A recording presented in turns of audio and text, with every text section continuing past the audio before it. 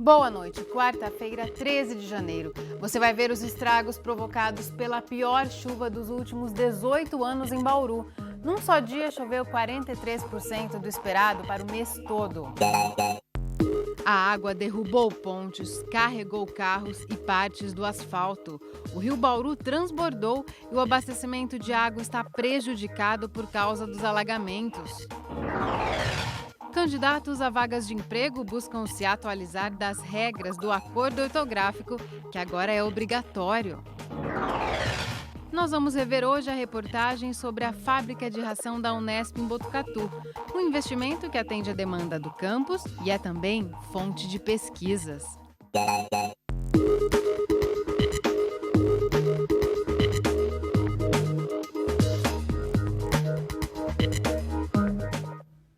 124 milímetros em 24 horas. Foi o volume de chuva que caiu ontem em Bauru. É a quantidade mais alta num único dia em 18 anos. As consequências dessa chuvarada toda se espalharam pela cidade. O asfalto foi arrancado em várias ruas, o rio Bauru transbordou e duas pontes que dão acesso à cidade de Piratininga foram levadas pela água. A ligação entre Bauru e o município de Piratininga pela Avenida Elias Miguel Maluf está interditada. Parte da ponte cedeu com a chuva de ontem à noite, levando com ela esse carro preto. Outro veículo também caiu no rio. O prefeito Rodrigo Agostinho e o secretário de Obras de Bauru, Sidney Rodrigues, que passavam pelo local para verificar os estragos, ajudaram a retirar as vítimas dos carros até a chegada de equipes do Corpo de Bombeiros. O primeiro acabou sendo levado no momento que a pista caiu. O segundo não percebeu que havia um motorista dando um sinal já que tinha sido levado parte da pista, achou que era um assalto, acabou acelerando e caiu também logo seguido. E a gente estava atrás desses carros e felizmente a gente conseguiu aí, para a felicidade de todos, tirar todo mundo aí com segurança. Quem utiliza o trecho é orientado pela Polícia Militar a usar rotas alternativas. Outro acesso a Piratininga também foi destruído pela chuva. Fotos enviadas para a redação do Unesp Notícias mostram que parte da pista cedeu na rodovia Bauru-Ipauçu, próximo ao condomínio Lago Sul.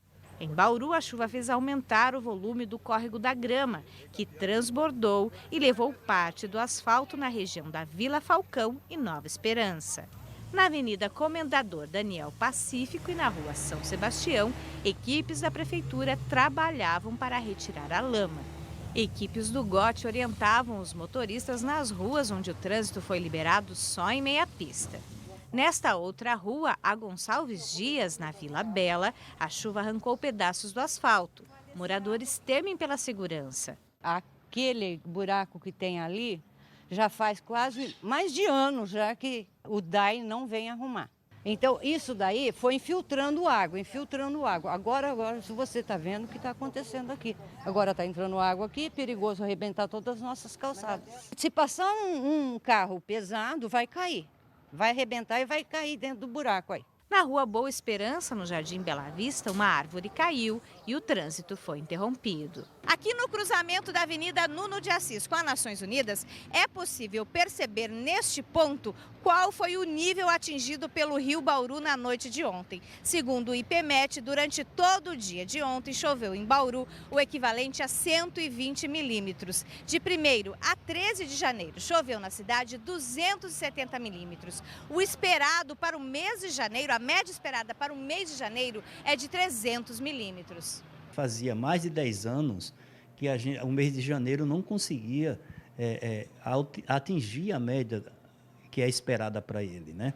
Só que dessa vez foi 120 milímetros em 24 horas. É muita chuva, só que o transtorno não foi maior porque ela era espaçada, era bem distribuída, não foi essa quantidade de uma vez. Se fosse, teria sido terrível para a cidade. E a previsão do tempo para a semana?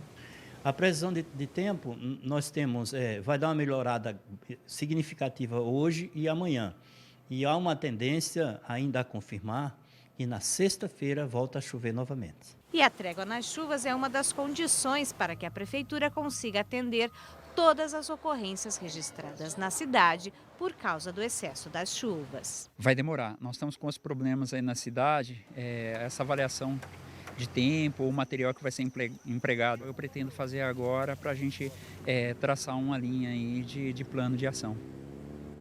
A expectativa do secretário de Obras é de concluir a recuperação dos pontos mais críticos em 2 ou 3 dias úteis, dependendo das condições do tempo. São os casos da Ponte do Rio Batalha, que liga Bauru a Piratininga, a passagem sobre o Córrego da Grama e a Avenida Daniel Pacífico. Ainda por causa da chuva, está suspenso o atendimento de saúde na unidade da Pousada da Esperança. A unidade da família Nova Bauru volta a funcionar amanhã. Já o Centro de Referências em Moléstias Infecciosas, que também não conseguiu abrir as portas hoje, mantém suspenso para amanhã apenas as atividades do Hospital Dia, setor que atende pacientes em observação. E com tanta chuva, é difícil de acreditar, mas quase metade da população de Bauru, que é abastecida pelo Rio Batalha, pode ficar sem água nos próximos dias. O excesso de chuva fez a lagoa de captação transbordar, causando alagamentos na estação de tratamento de água. O prejuízo maior foi no sistema de captação. A água subiu quase 3 metros e danificou vários equipamentos. Por causa dos estragos, o fornecimento de água está comprometido nas regiões da Vila Falcão e Bela Vista, no centro e na Zona Sul, o que atinge cerca de 40 bairros de Bauru. O DAI não tem previsão de quando o abastecimento vai ser normalizado, por isso pede à população que economize água.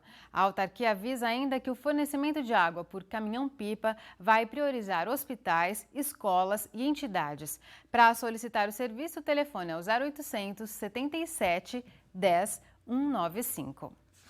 E nem o zoológico municipal escapou dos efeitos da chuva. A represa do local atingiu a capacidade máxima e por muito pouco não transbordou. Árvores não resistiram aos ventos e caíram. Felizmente, nenhum animal foi atingido, mas parte da tela do recinto do lobo-guará foi danificada. Por causa dos estragos, o zoo não abriu ao público hoje. Os serviços de limpeza já foram concluídos e o zoológico reabre amanhã, normalmente a partir das 8 da manhã. A chuva finalmente deu uma trégua, mas a previsão é de que volte a chover hoje ainda, mas nem de perto a quantidade que caiu ontem. Veja os detalhes no mapa. Agora chove em pontos isolados do leste e oeste do estado. O tempo continua bastante instável nesta quinta-feira, mas são esperados volumes menores de chuva. Em Bauru, devemos ter chuva hoje ainda. Amanhã o tempo continua fechado, mas são previstas chuvas menos intensas e mais curtas. A tendência se mantém na sexta, mas no fim de semana a chuva tende a aumentar de novo. Agora a umidade do ar é de 68%. Os ventos sopram a apenas 4 km por hora. Hoje a temperatura variou dos 20 aos 31 graus. Para amanhã a mínima prevista é de 20 e a máxima de 28 graus. No próximo bloco, a gente fala do acordo ortográfico, que agora é obrigatório. Com a mudança oficial, candidatos a vagas de emprego tentam se atualizar das novas regras para não escrever errado. Daqui a pouco, voltamos num instante só. Desde 2009, nós convivemos com as regras do novo acordo ortográfico da língua portuguesa. Até então, ele não era obrigatório e as duas formas de escrita eram aceitas. Só que a partir deste ano só valem as regras novas. Por isso, quem está em busca de uma vaga de emprego ou vai fazer alguma prova, precisa se atualizar. Edna é contadora e começou o ano em busca de novas oportunidades. Procurou esse cursinho para se preparar para concursos. E um dos pontos que ela precisa se atualizar na corrida por uma vaga são as novas regras da língua portuguesa, obrigatórias a partir de janeiro deste ano. Eu vim buscar me atualizar para que eu esteja preparada para um concurso, seja do INSS, dos tribunais regionais, federais. E para me reciclar também levar minha filha para esse crescimento, porque ela vem vivenciando essa situação e ela vai precisar de um apoio e ampliando meus conhecimentos, eu amplio dela também. Além das aulas, ela passou a dar mais atenção a todas as atividades que envolvem o português. Eu estudo em casa, revejo as aulas à noite, procuro aplicar toda a teoria que eu aprendo na minha prática, no dia a dia, na escrita, na fala, para que isso se torne rotina e não seja tão sacrificante no decorrer do período que eu precisar utilizar. Mas essa não é a realidade de muitos brasileiros. Mesmo em vigência desde 2009, o acordo ainda traz dúvidas, principalmente durante seleções de emprego. Nesta empresa de recursos humanos, por exemplo, são aplicadas provas de português a pedido dos empregadores e os erros são frequentes. Alguns são erros de coerência mesmo, né? Não conseguem muito elaborar o que eles querem colocar no papel. Mas a grande maioria é quanto à escrita, escrever algumas palavras erradas. Esse deslize durante a avaliação pode fazer toda a diferença na hora de conseguir ou não um emprego, ainda mais se as vagas forem para cargos administrativos, em que é comum o contratante exigir domínio da norma culta da língua. Se eu pegar 2 candidatos, um que escreva muito bem e um que tenha bastante erros, com certeza esse que escreve melhor ele está à frente. Mas este professor que dá cursos de redação alerta que para escrever bem é preciso muito mais do que decorar as regras de ortografia. A linguagem é uma atividade, como todas as atividades, depende de exercício, né? Escrever bem, você tem que ler muito e escrever outro tanto. E esse treino precisa começar cedo, por isso a importância de se incentivar as crianças a lerem por prazer e não por obrigação. A escola às vezes é impositiva, ela impõe um livro único para todos, quer dizer, todos os alunos são obrigados a ler o mesmo livro. E pior ainda, não é uma leitura pelo prazer da leitura, é uma leitura para responder questionário, algumas perguntas. Quer dizer, isso aniquila o processo estético, né? A questão lúdica do texto. Eu acho que deve haver liberdade para escolher o livro. E devem ter o direito também de recusar o texto quando esse texto não lhes agrada. A gente aprofunda agora essa discussão sobre o domínio das regras do acordo ortográfico e o uso que se faz da língua no dia a dia. Vamos receber o professor da Unesp, Levi Merenciano. Professor Levi, muito obrigada por sua presença aqui no Unesp Notícias. Muito obrigado, eu que agradeço. Professor, quando é cobrado, a gente precisa ter o domínio de regras como essas que foram impostas pelo acordo ortográfico, o único caminho é decorar, tem que estudar e decorar? A ideia inicial é que se decore, então essa parte da decoreba, que faz parte de aprender o português, as variedades possíveis, é importante.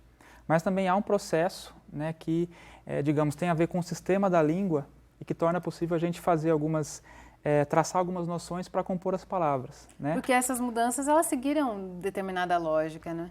Sim, elas têm uma determinada lógica porque elas vêm para uniformizar certos usos. Então, a gente escrevia, por exemplo, frequência, né, com trema. No entanto, frequente já vinha sendo assinalado sem o trema, né?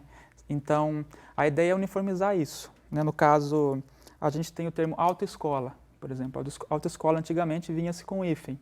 Hoje em dia, quando a gente tem essa vogal no final e outra vogal iniciando, a gente junta, né, que é uma vogal diferente. Então, autoescola escreve-se junto, né?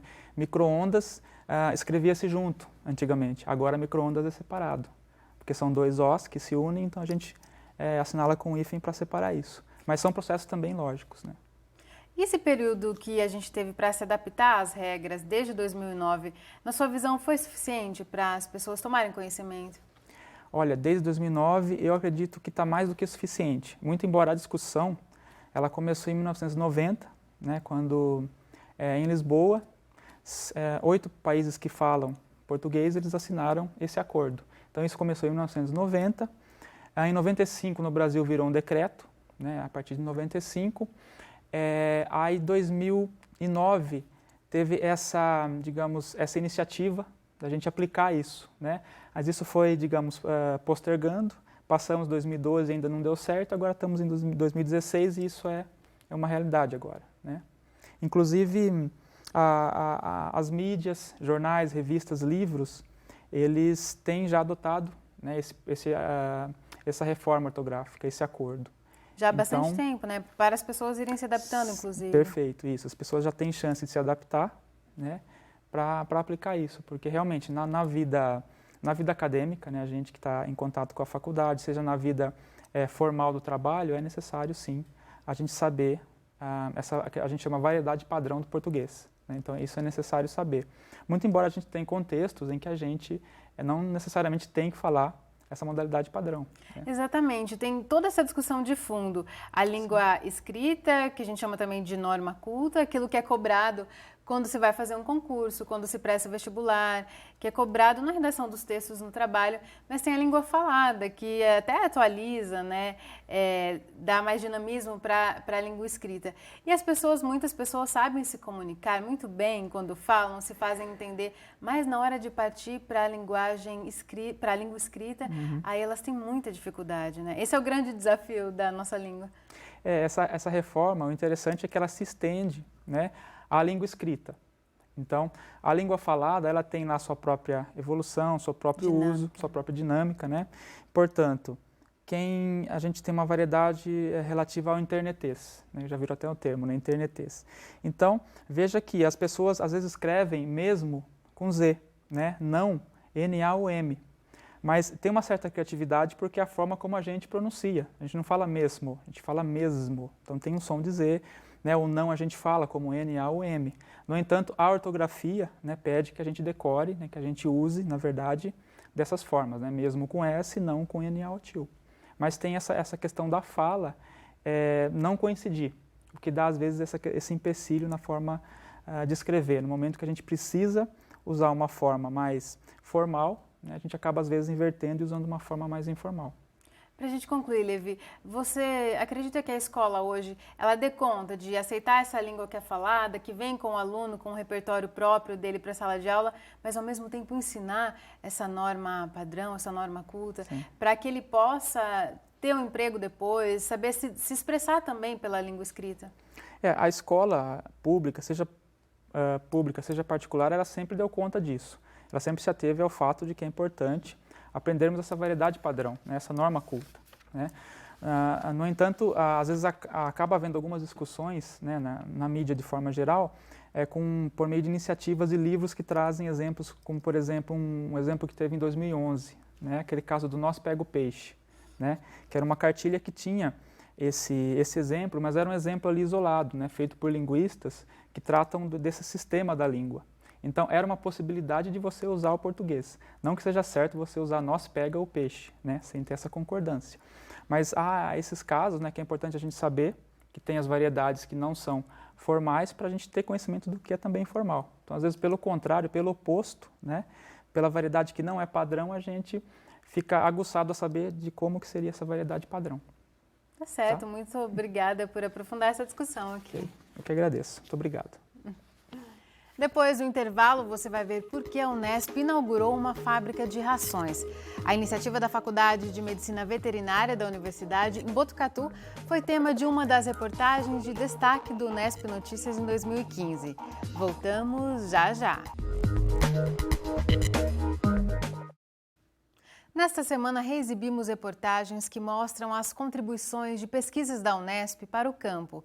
Hoje vamos relembrar o trabalho da Faculdade de Medicina Veterinária e Zootecnia da Unesp em Botucatu, que é uma referência no país.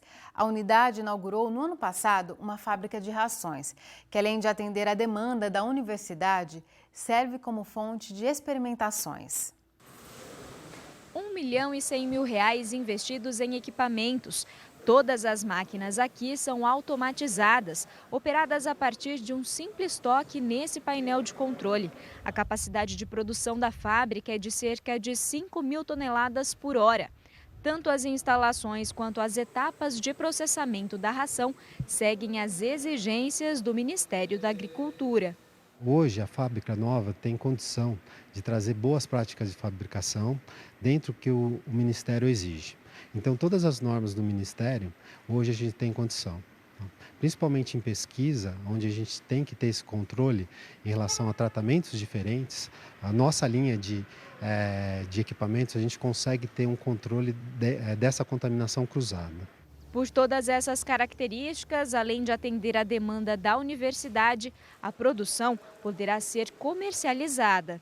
Até então a gente só podia produzir para dentro da nossa fazenda, para dentro da nossa universidade.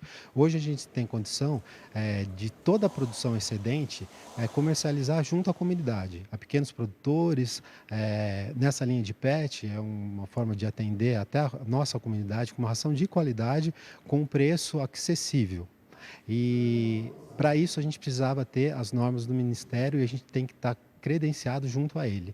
Para marcar o início das atividades, foi realizada uma cerimônia de inauguração na parte externa da fábrica, seguida de uma visita pelas instalações.